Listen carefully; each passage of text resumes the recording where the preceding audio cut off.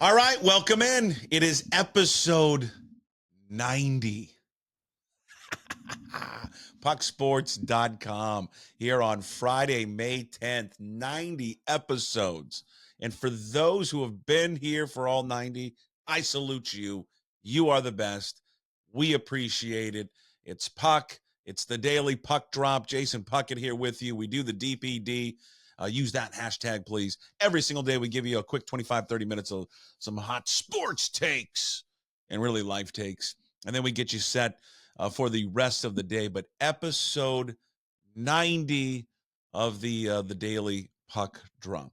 Did Cortez try to wear 91 time before he passed that because of his friend at Miami that passed away? Can't remember. Who else wore 90? Marcus Tubbs? Marcus Tubbs wore 90? Anybody else? Leave a comment below. What 90 am I missing? Number 90. So episode 90.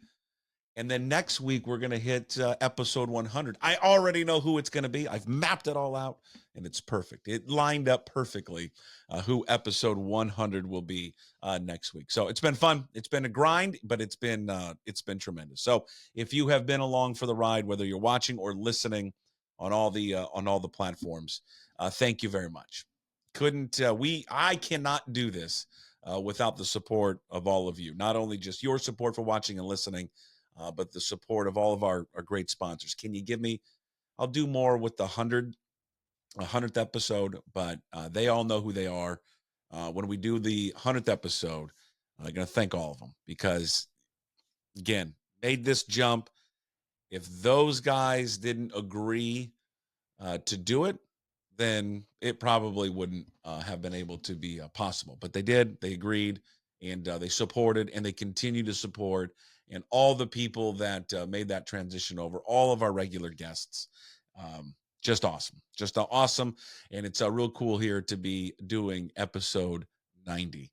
It has flown by. All right, what do we got on episode 90? You're like, hey, Tubbo, shut up and get to the damn sports. I got it. I hear you guys. All right. I hear the comments yesterday with Garafolo. Can you just get to the football stuff and stop screwing around? But that's part of it. All right. That is part of the whole spiel here. Okay. If you came over from the radio, you know this. There's not a lot going on in the NFL. So I'm interested in his golf game. And I'm more interested in why he goes to get a lesson and then doesn't dress up in his golf attire. But when he goes and hits balls at the driving range, then he does that. Okay. Real quick, let's set the platter. We're going to start with an update from Garafolo on a very polarizing player for the Seahawks. We want to thank the Mavericks.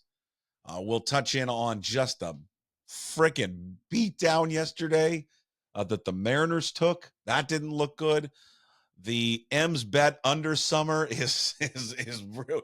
We are taking on water right now. Okay, loss. We've got a special shout out to all the moms out there because, of course, it's Mother's Day coming up on Sunday. And hey, fellas and everybody, ladies, we wouldn't be here without them, right? Okay. And then something cool last night, a Coug event I want to touch on. And then, of course, we wrap up with Hey, What the Puck? And we're going to revisit the Mavericks game. And for all you kind of video gamers, a really cool update because it's getting closer. It's getting closer and closer and closer. Let's start with the Seahawks, and let's start with a soundbite from Mike Garafolo, who joined us from his car yesterday because he was getting ready. If you watched or listened to yesterday's program, yesterday's podcast with Mike Garafolo, he was going and getting a golf lesson. But we talked about the future of Jamal Adams. And again, you're like, God, enough of Jamal Adams. But he keeps being in the news because we keep seeing these reports that the Seahawks are interested in bringing him back. The latest report was last week about it's not just the Seahawks, but it's also the 49ers are interested in him. He's been released. The door continues to be open. And the one thing about Mike Garafolo, I'll just tell you this. He is on a national level, and just trust me, is as dialed in as anyone when it comes to the Seahawks. Like direct A to B conversation. All right. So when he talks about guys that are this team is interested in, just it's 100% accurate. You got to just trust me. All right. Mike Garafolo on yesterday's podcast talking about the open communication between the Seattle Seahawks and one Jamal Adams. I've leaned toward the no. I'll continue to lean toward the no. But I know the door has been left open by John Schneider, and we talked about him coming back and playing linebacker. You know, he'd have to do some other things probably that he's not used to doing. Special teams, right? You got to understand where you are. You're not going to play the safety position. You're going to play not a different position. I mean, he's played down there before, but that's going to be sort of an exclusive position you're going to play, and you're not going to be in the field every down. So that's Mike Garafolo from yesterday. Did you pick up on, did I really take a massive sip of coffee while he was talking? I mean, Jesus, clean it up, Puck. You're putts. So again, I'm just telling you, if he's saying there's still this open line of communication and they're still like directly talking to him, they're directly talking to him.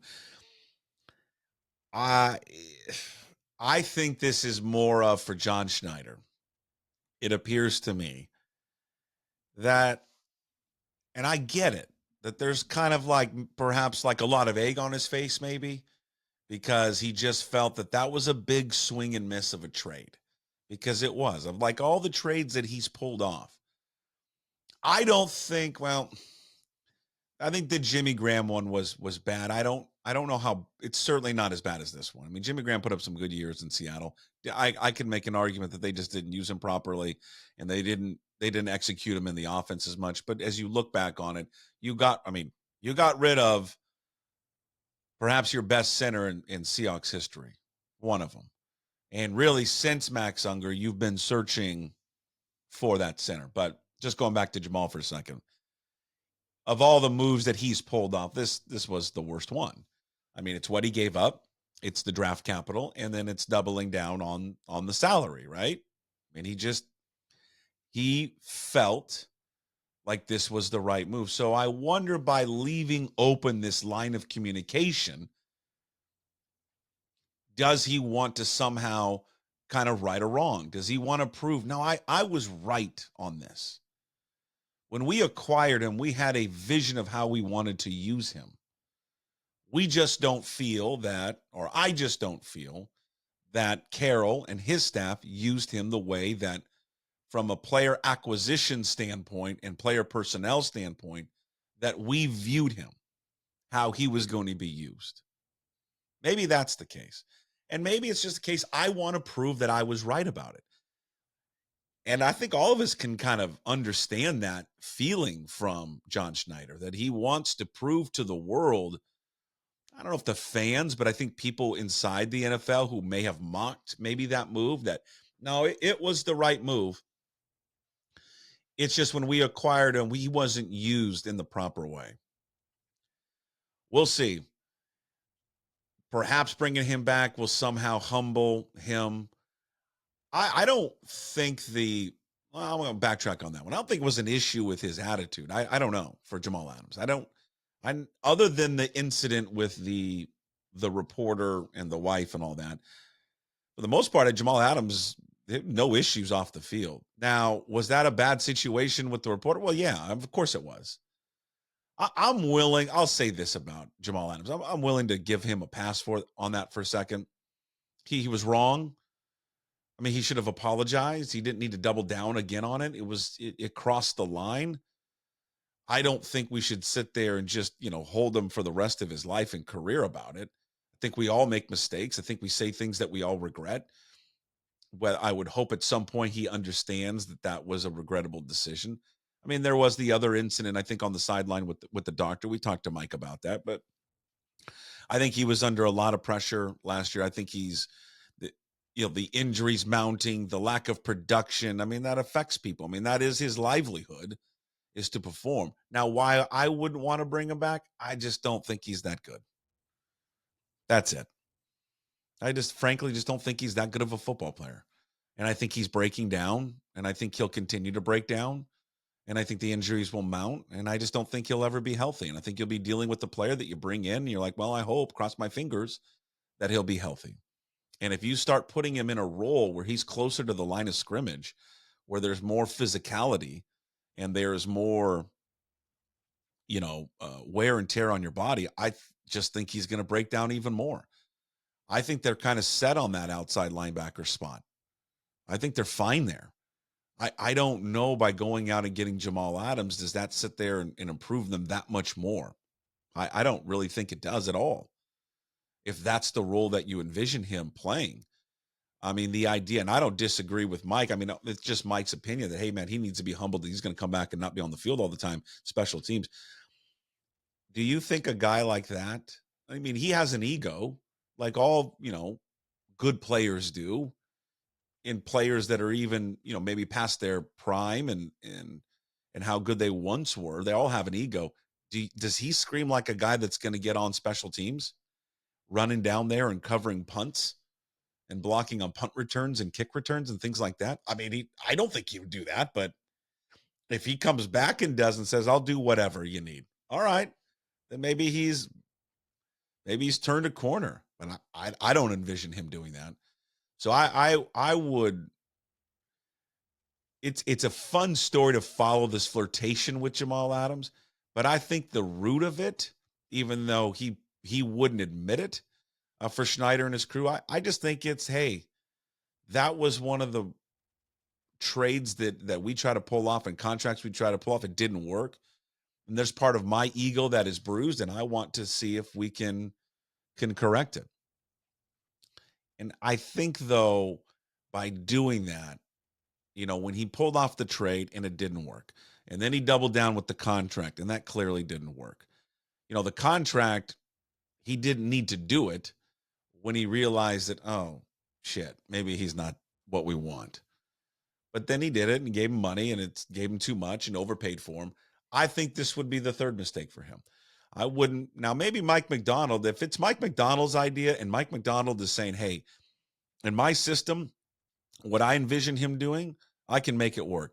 All right, then trust your coach and see if it happens. But we'll continue to follow this story. That full podcast with Mike Garafolo, go check it out on Thursday's edition. Find it anywhere. Probably the easiest place for all these interviews, even though, because I don't know what all platforms you all use.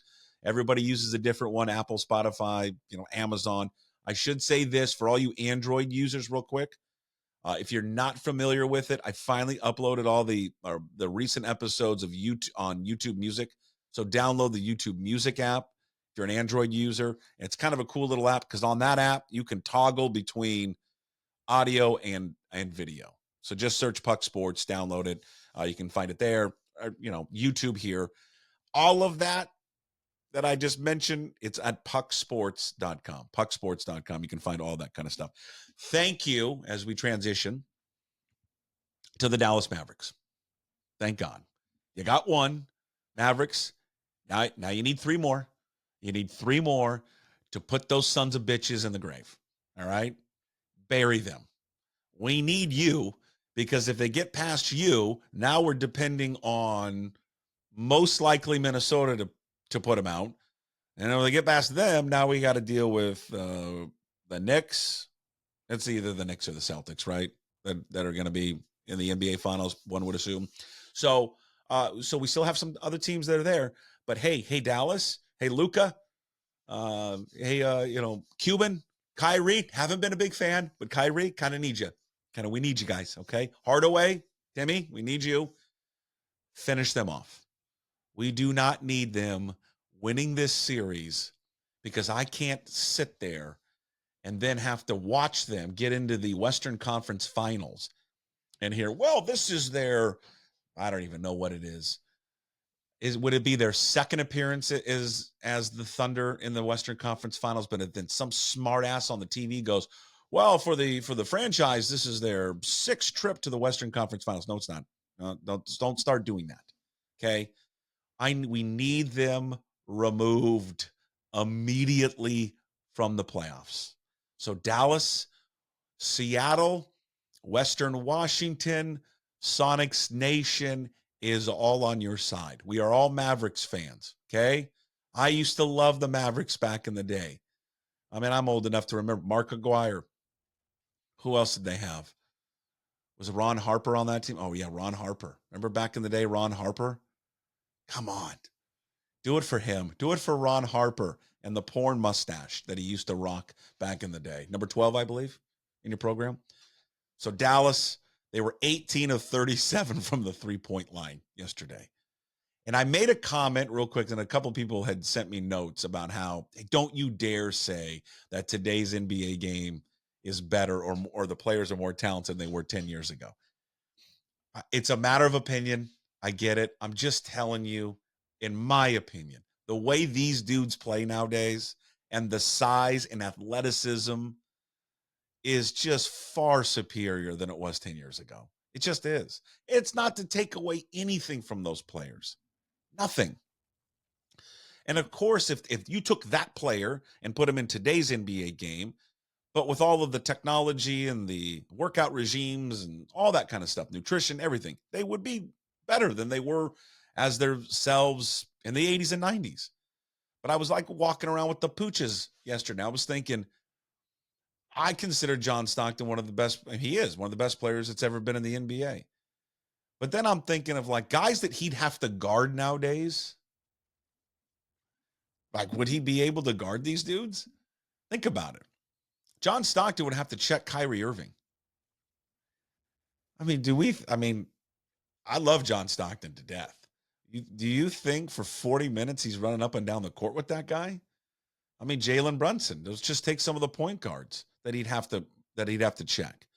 At times, if he were playing the Pacers, he's on Tyrese Halliburton. I mean, look at these dudes. They're just way different now. Not to say it's not, we do get in this kind of comp era, and it's hard because the athletes are just, they're better athletes nowadays.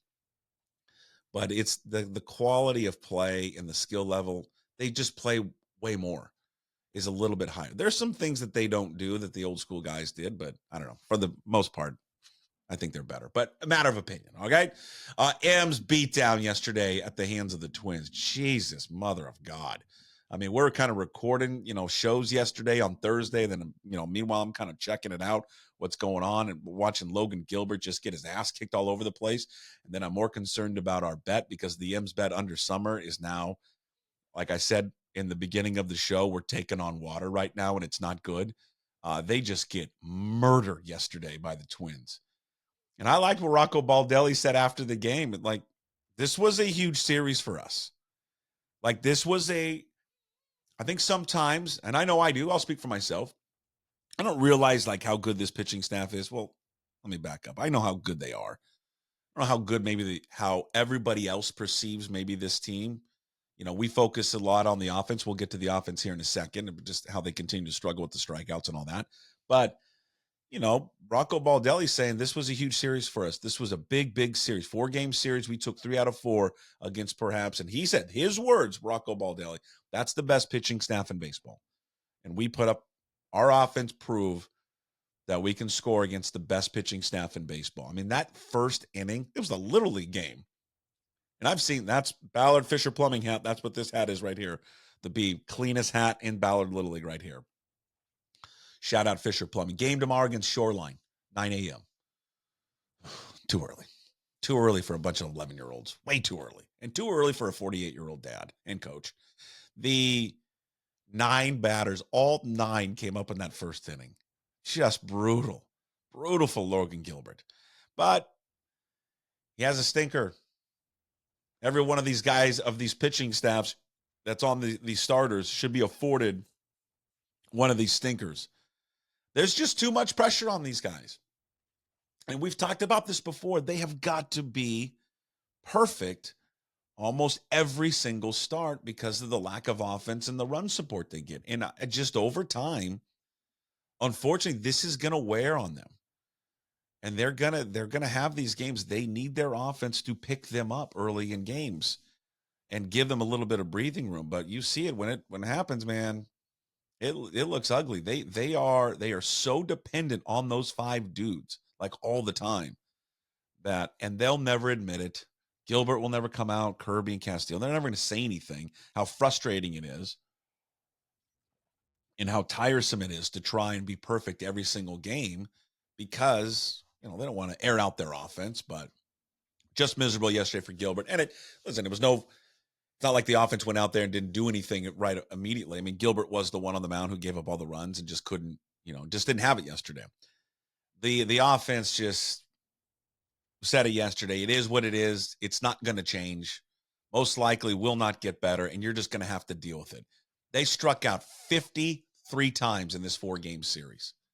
And what is so massively frustrating about it, and you all share the same thing, is that this offseason was focused on one thing, and they talked about it all the time, is how they were going to improve that area of their baseball team. We're going to go out and we're going to do it. And then it's the same problem. And what's frustrating about it is you go out and get players who don't have this history of high strikeouts. Let's use Polanco, for example. He's never been a high strikeout guy. I think his career K percentage is like 18%. Right now, he's at 32%. He has almost doubled his strikeout percentage by coming over. I don't know if it's the ballpark. I don't know what it is, but is it coaching? They keep changing coaching, hitting instructors and offensive coordinators and what have you.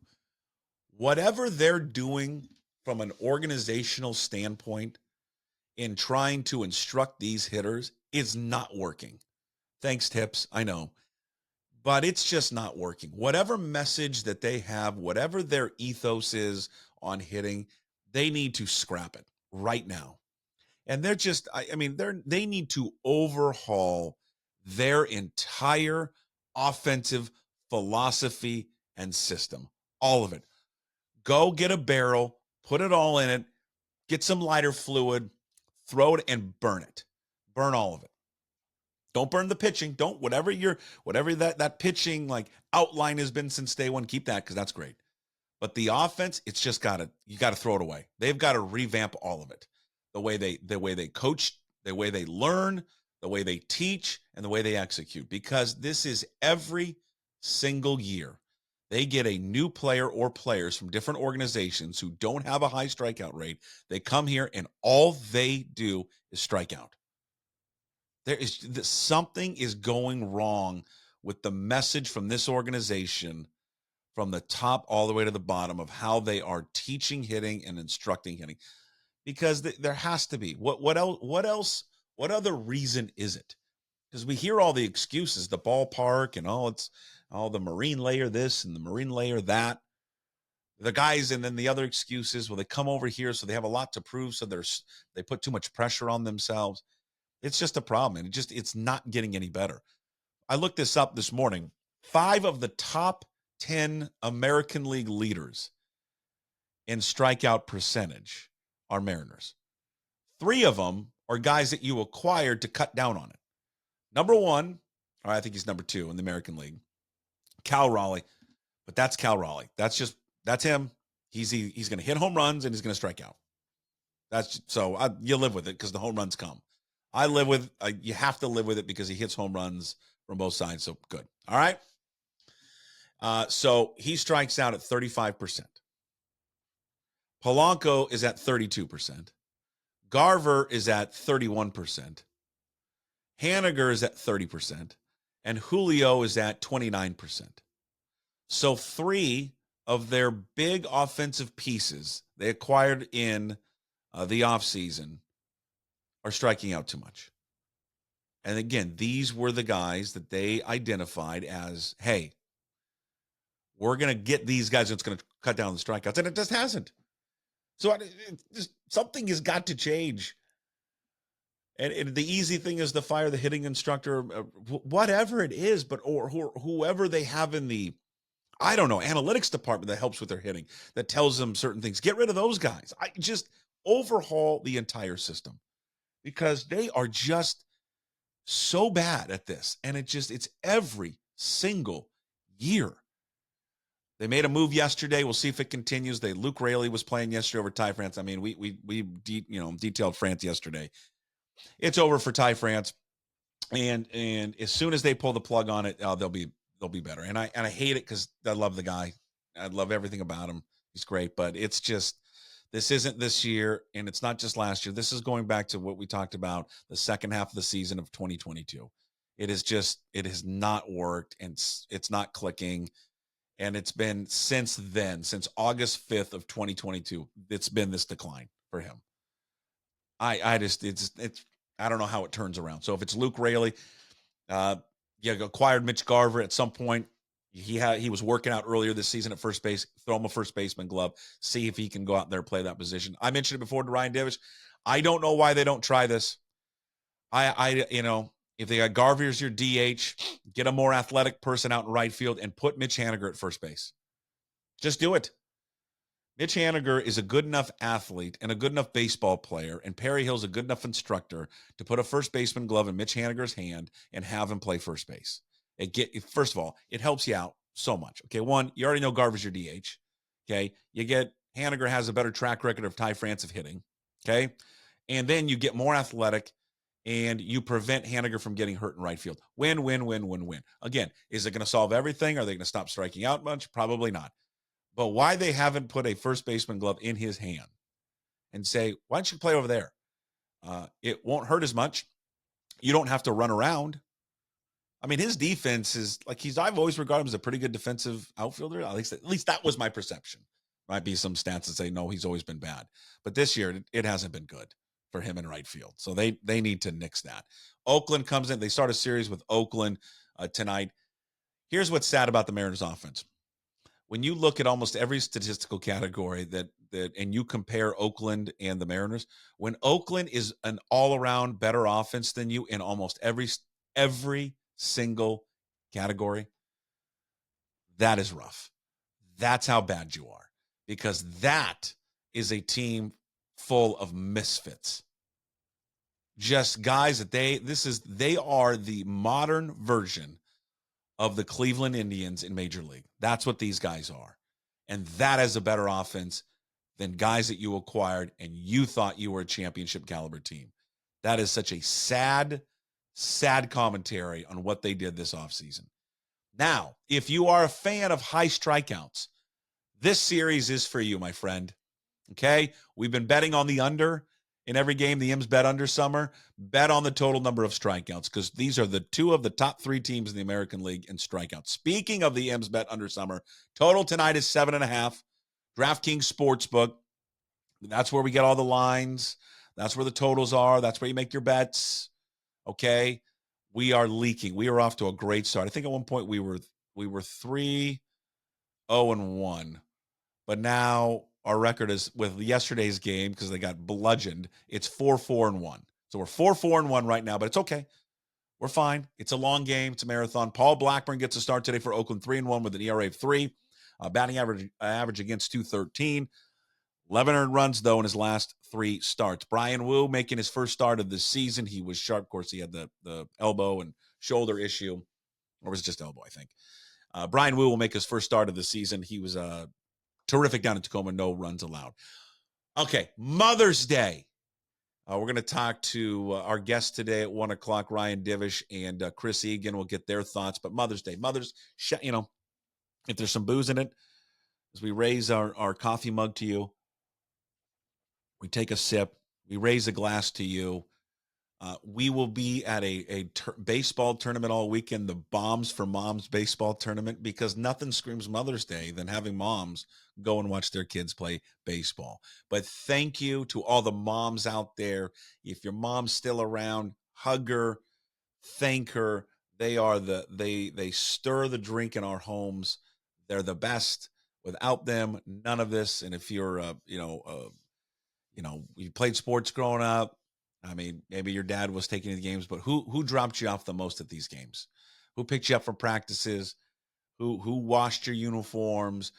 Who made sure that you had everything? Who packed you a snack? Who comforted you after a game?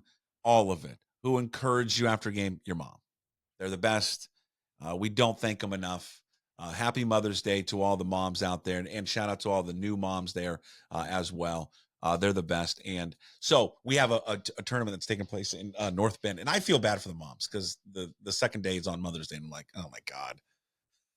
Like, are y'all going to come to this tournament?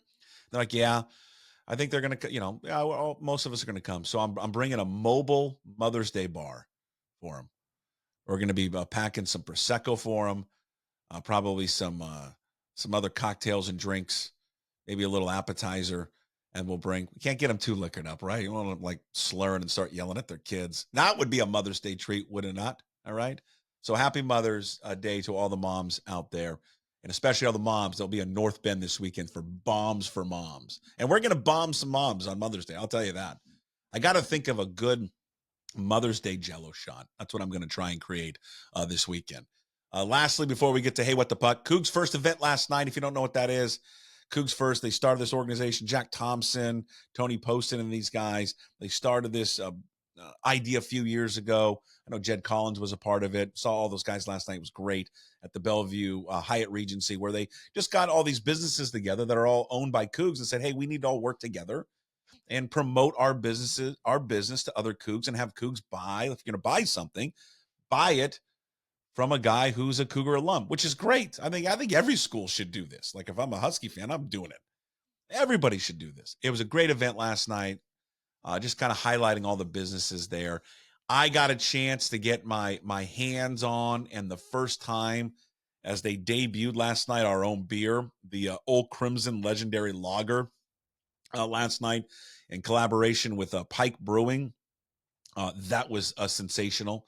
They have an event that's tonight at the Bellevue Hyatt Regency. The Cougs' first trade show. It's from 4 to 7.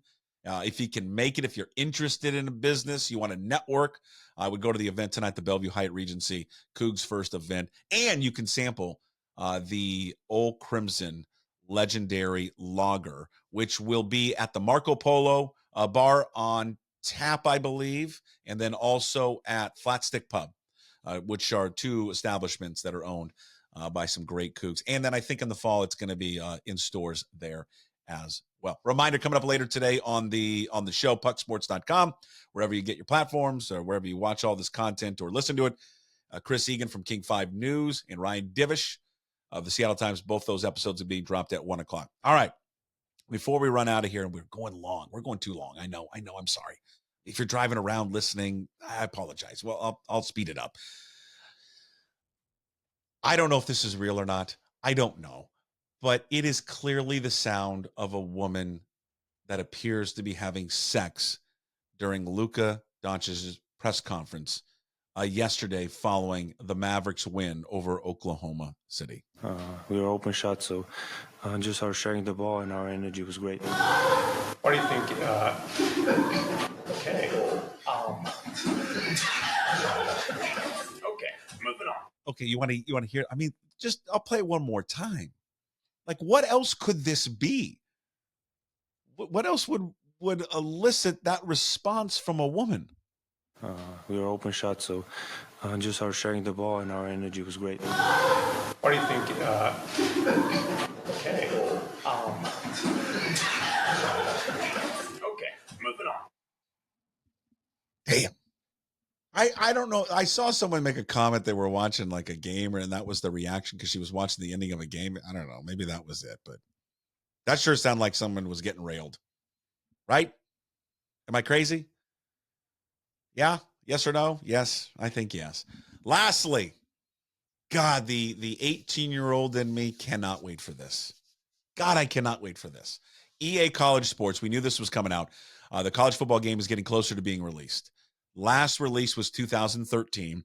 This summer it comes out. The voices Kirk Herbstreit, Chris Fowler. We knew that. I didn't know this part. The transfer portal is going to be included in the video game and the NIL. That is so great. It's just terrible and great at the same time. It includes a conference realignment and a 12-team college football playoff. It's getting closer because they want every athlete to sign up. So they have 10,000 athletes, football players that have signed up already. They get $600 plus a copy of the game. The goal is to have 85-man rosters for all 134 teams. And EA Sports says right now they're about 87% of their goal, which is pretty awesome. So how about that? That is going to be the best. There's a cover that came out that had Quinn Ewers of Texas on it. I don't know who the Michigan guy is. Ewers of Texas, and then the quarterback, Monroe from Alabama's on it, and then there's Travis Hunter from Colorado's on it. So very cool. Can't wait for that game to come out. It's going to be the best. I mean, for all of us who are like in like your 40s, you remember that game, and that was the best sports game probably around. Started off as Bill Walsh College Football and morphed into the EA Sports College Football. So coming out later this summer. All right, that's the Daily Puck Drop, the DPD in the books, episode 90 here on Friday, May 10th. Thank you for watching. Thank you for listening. We will see you back on Monday for episode 93 of the Daily Puck Drop. Again, coming up later at 1 o'clock, we will release the podcast with Chris Egan and also Ryan Dish. Everybody have a great weekend. Go M's. Put the sunscreen on. It's going to be like 83. If you're at the Bombs for Moms Memorial Day tournament or Mother's Day tournament in North Bend, come on by and say hello. We're going to be handing out Jell-O shots for the moms, okay? Just look for me, portly, and probably wearing this hat. All right? All sounds good. We'll see you on Monday. As always, we promise to be better. Shirt, no shoes, no ties. Would anybody like to smoke some pot? Yeah. I was born to love you. I was born to lick your face. I was born to rub you. But you were born to rub me first. What do you need my address for? We'd like to send out a mailer. Mother of mercy, I don't speak Japanese!